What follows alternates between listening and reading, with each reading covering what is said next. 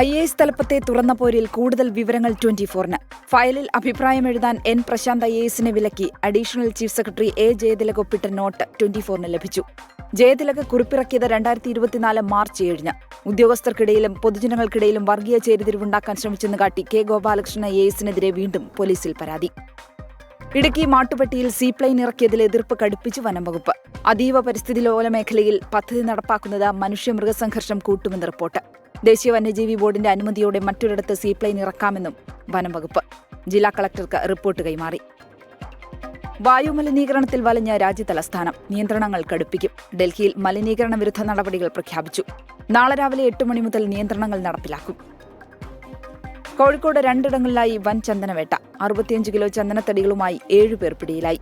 5 പേരെ പിടികൂടിയത് വാട്ടർ അതോറിറ്റിയുടെ ബോർഡ് വെച്ച വാഹനത്തിൽ ചന്ദനം കടത്തുന്നതിനിടെ. പാലക്കാട് വാളയാറിൽ ഷോക്കേറ്റ് അച്ഛനും മകനും മരിച്ച സംഭവത്തിൽ നരഹത്യയ്ക്ക് കേസെടുത്തു. പ്രതികളെക്കുറിച്ച് അന്വേഷിച്ചു വരികയാണെന്ന് വാളയാർ പോലീസ് അറിയിച്ചു. പന്നിയിറച്ചി ലക്ഷ്യമിട്ടാണ് കെണിവെച്ചതെന്ന് പ്രാഥമിക നിഗമനം. കോഴിക്കോട് താമരശ്ശേരിയിൽ ലോട്ടറി ചൂതാട്ട മാഫിയ സംഘത്തിന്റെ ഭീഷണിയെ തുടർന്ന് യുവാവ് ആത്മഹത്യ ചെയ്തെന്ന് പരാതി. മരിച്ചത് ലോട്ടറിക്കട ജീവനക്കാരനായ അനന്തു കൃഷ്ണൻ.